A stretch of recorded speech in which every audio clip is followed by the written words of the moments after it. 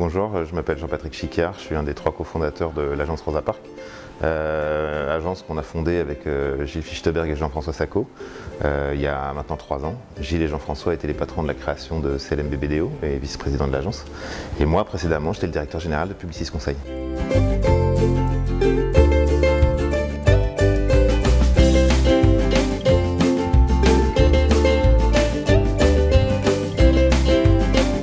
Fondé Rosa Parks, en fin de compte, on avait venant de gros groupes et de grosses structures, on avait un projet qui était globalement de casser un peu les silos des différents métiers de la communication. Parce que finalement, dans les grands groupes, on est très vite confronté à des structures différentes. L'une va gérer la pub, l'autre va gérer le digital, la troisième va gérer le CRM. Et finalement, c'est une addition de structures qui ne vont pas forcément dans le sens de ce qui intéresse les clients, qui sont généralement des structures qui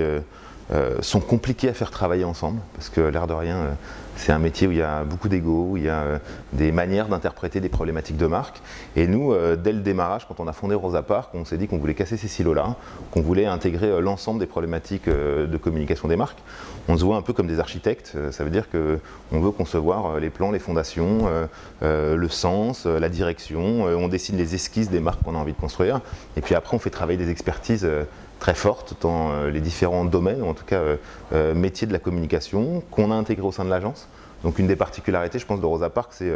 le fait de croire dans la mixité des talents et de faire en sorte que les gens ne sortent pas d'une seule et même ligne directrice. On a des gens qui viennent de tous horizons, on a des designers, on a des gens qui viennent du monde du packaging, il y a des gens qui viennent du monde du digital, on a des ingénieurs, on a des journalistes, on a en fin de compte toute une panoplie et toute une palette de métiers pour justement penser la marque dans sa globalité et réussir après à travailler l'ensemble des points de contact de cette marque avec une forme de consistance dans son propos. Donc c'est tout, entre guillemets, la définition d'une agence intégrée, cette capacité à pouvoir piloter une marque et de pouvoir la piloter avec beaucoup de finesse sur l'ensemble des points de contact et en essayant de travailler et de traduire des messages en création qui soient adaptés aux différents points de contact qu'on a. Donc ce qui est une des particularités de l'agence, c'est sans doute son management, la façon dont on pilote les marques. Il y a toujours un tandem entre un directeur de création qui supervise l'ensemble des points de contact en communication sur nos différents sujets. Alors, ce qui fait qu'on accorde autant d'intérêt à, j'ai envie de dire, un film de pub de 40 secondes qui va passer au cinéma, que à une brochure qu'on va recevoir dans sa boîte aux lettres, ou que le set de table qu'on va avoir dans les trains Thalys lorsqu'on va aller au wagon-bar ou au wagon-restaurant, puisque tout est signal de communication, tout est message, et finalement, parfois, les cibles auxquelles on s'adresse sont plus en contact avec un signal de communication qui a l'air très peu important, comme le set de table par exemple sur Thalys, mais finalement ils voient plus le set de table que la campagne de pub à la télé ou dans les magazines. Donc pour nous c'est un enjeu très particulier, très identitaire de réussir à travailler avec beaucoup de précision l'ensemble de ces sujets. Alors je crois que le meilleur exemple pour parler de communication intégrée, c'est de prendre l'exemple de Monoprix. Monoprix, tout le monde le connaît, c'est un des plus grands distributeurs en France. Je pense que la force de ce que Rosa Parks a créé et inventé pour Monoprix, c'est de vraiment gérer l'ensemble de sa communication globale avec une unité de code, avec ses bandes de couleurs qu'on retrouve sur les packaging, qu'on retrouve sur les éditions, qu'on retrouve sur les réseaux sociaux, qu'on retrouve sur finalement l'ensemble des prises de parole de la marque, et puis aussi une tonalité et aussi finalement un sens. La signature de Monoprix, c'est vivement aujourd'hui. Vivement aujourd'hui, ça veut dire quoi? Ça veut dire que on dit non au quotidien qui est trop quotidien. On a une capacité à se dire que un distributeur, il doit être là pour réenchanter le quotidien des gens. Les courses dans un supermarché sont presque l'un des postes de dépenses les plus importants pour les gens. Alors il y a deux manières de voir les choses, soit on se dit on est obligé, soit on se dit c'est quand même de la consommation et la consommation elle doit apporter du plaisir, même si c'est pour remplir son caddie. Et donc quand on arrive avec cette vision de marque, de réenchanter le quotidien, ça veut dire qu'après, en termes de communication intégrée, on se pose la question de se dire comment est-ce qu'on peut réinventer le quotidien dans toutes les natures de messages qu'on donne. Alors ça peut être des affiches dans la rue, des annonces dans le métro, mais ça peut être aussi un post sur Facebook, ça peut être l'animation des réseaux sociaux. Et c'est vrai qu'en ayant la main sur les réseaux sociaux, sur le fil Twitter, sur Instagram, sur la communication globale, sur la communication événementielle, ça crée une marque qui a une consistance incroyable, ça crée une marque que tout le monde identifie, ça crée un formidable bouclier émotionnel pour faire en sorte que cette marque soit préférée par les gens alors qu'elle a différentiel en termes de prix qui lui est pas vraiment favorable, parce que c'est une marque qui est en centre-ville, c'est une marque qui a des coûts de foncier, d'immobilier qui est plus important, donc les prix sont plus chers que chez un certain nombre d'autres distributeurs, et pourtant on continue à avoir énormément de gens qui lui est fidèle. Donc ça veut dire que la communication, elle a cette capacité à pouvoir créer un ciment extrêmement fort entre des clients et des marques. Ça crée des fans, alors pas des fans dans le sens fans Facebook, etc. Ça crée des fans et des vrais ambassadeurs qui préfèrent parfois dépenser 10 € de plus pour avoir le sentiment de faire ses courses dans un endroit qui lui apporte plus de plaisir. Et la communication, elle a un rôle extrêmement clair pour pouvoir justement générer cette préférence de marque. Donc tout le travail qu'on fait chez Rosa Parks, c'est d'essayer d'accompagner les marques dans la création de cette essentialité entre le discours d'une marque, ses points de contact, les natures des messages qu'on lui envoie, et puis la capacité des clients à les accepter. Donc on mesure beaucoup, on teste beaucoup, on vérifie beaucoup la réalité des actions, et puis en même temps, quand on voit que par exemple sur Monoprix, on a une page Facebook qui a dépassé le 1 million de fans et on a le meilleur taux d'engagement et de partage de l'univers des grandes marques du marché français, ça veut dire que sans doute la communication a participé à créer cette relation-là.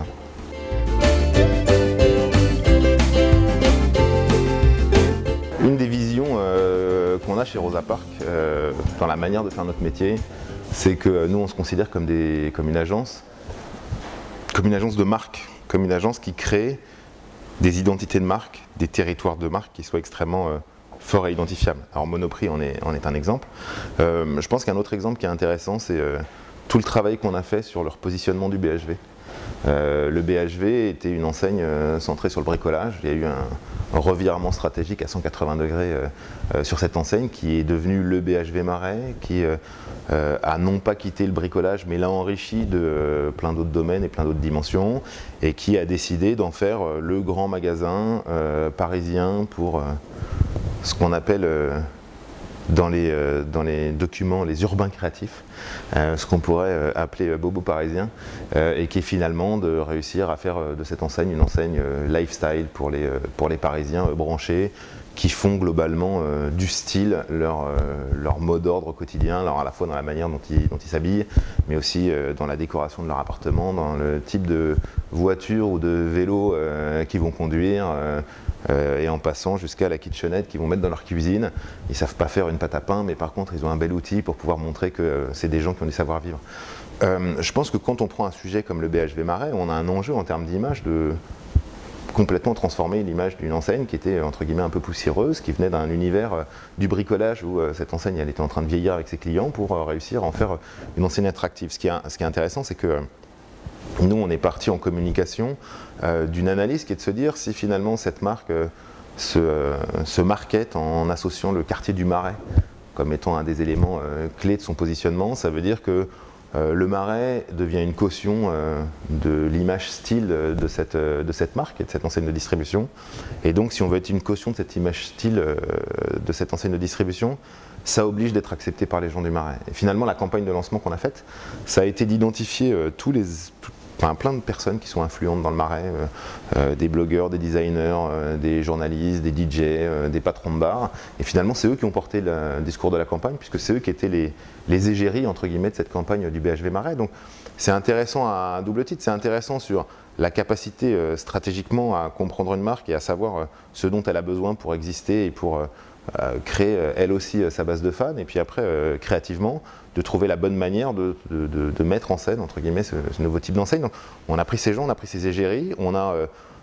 emprunté tous les codes du langage des réseaux sociaux, puisque finalement cette campagne c'était une addition de tweets qui était mise en place, à la fois affichée puis qui était diffusée en live au même moment sur les Twitter de ces égéries. Et finalement, ces égéries, elles ont été choisies sur leur capacité à avoir un écho sur les réseaux sociaux et de montrer que comme ils avaient beaucoup d'amis, beaucoup de followers et qu'ils avaient un écho très fort sur les réseaux sociaux, c'est de créer un espèce d'effet boule de neige. Donc ça, je pense que c'est un bon exemple aussi de réussir à comprendre comment ce que c'est qu'une marque. Une marque, ça a un ADN, ça a une histoire. Je pense que pour créer une émotion entre une marque et un consommateur, la première chose, c'est d'être juste. C'est de trouver la bonne nature de message en fonction de la bonne relation psychologique le consommateur à ce moment-là. Donc on passe notre temps à observer les consommateurs, à comprendre les points qui les intéressent, les points qui les irritent, et puis d'essayer de trouver des idées qui vont partir de cette vérité et pour essayer de transcender une expérience qui est différente. Alors, à titre d'exemple, il y a une opération qu'on vient de faire là sur Monoprix qui, je pense, est aussi intéressante. On est parti d'un moment qui est l'expérience des courses, l'expérience du passage en caisse. Un passage en caisse qui est un peu un temps subi, où on s'ennuie un peu, où il ne se passe pas grand-chose, où on attend que ça se passe. Et on a eu l'idée de, finalement, tout comme on a fait parler les packaging Monoprix avec les petites phrases rigolotes qui étaient en bas des bandeaux et que les gens regardaient, on est parti du principe de donner un son aux produits de marque propre Monoprix. Et on a fait une opération où derrière chaque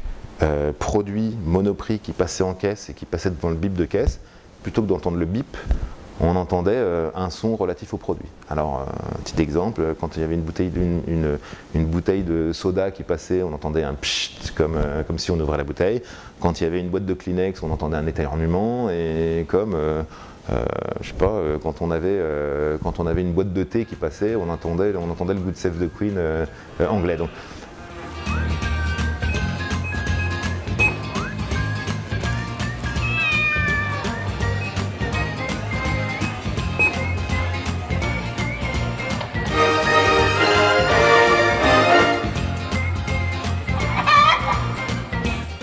c'est une expérience de marque qu'on a mise en place. On a capté les images et les réactions des gens qui sont formidables, amusantes, spontanées, originales. Ça, je peux vous dire, c'est pas des choses qui se construisent. C'est-à-dire qu'on vit ça en live. Et après, c'est des supports de communication, c'est des outils qu'après on va diffuser sur les réseaux sociaux, qu'on va diffuser sur YouTube, qu'on va envoyer un peu partout et qui permettent de démontrer qu'au quotidien, un Monoprix cherche à réenchanter la relation avec ses consommateurs. Donc tout notre enjeu, c'est de réussir à trouver ces leviers, ces points d'action qui vont créer de la différence pour une marque par rapport aux autres et qui vont réussir à en démontrer la pertinence par rapport à son message ou à sa stratégie. Et tout ça, je réinsiste, c'est pas juste pour faire un coup, c'est toujours au nom d'un non quotidien. Donc on revendique une logique et d'être extrêmement stratégique sur nos points de vue et puis en même temps extrêmement créatif sur la manière de les mettre en scène. On a une très forte volonté d'exister encore davantage sur le marché à l'international. On gère Thalys pour 4 pays en Europe, on gère Passoa, qui est un alcool du groupe Rémy Cointreau dans 8 pays dans le monde. On gère certains sujets de la marque Brother au niveau européen, c'est parti dans 27 pays, donc ça veut dire qu'on croit très fortement dans la capacité d'une agence française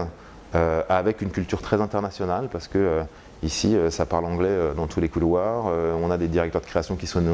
néo-zélandais, on a cette mixité de talents dont je vous parlais tout à l'heure qui est importante. Donc le développement à l'international nous semble être un axe important. Pas forcément en ouvrant des bureaux à l'étranger, mais en partant depuis de Paris et en ayant des réflexions sur différents marchés parce que le croisement des cultures qu'on a ici nous donne une légitimité très forte au regard de nos expériences passées et puis au regard aussi des différents premiers sujets qu'on a pu travailler à l'international. On a fait cette année la nouvelle campagne mondiale pour Armani sur les parfums Acqua di Gioia. Donc voilà, donc on a une très forte velléité à ne pas rester que sur le marché franco-français et aussi à se développer à l'international.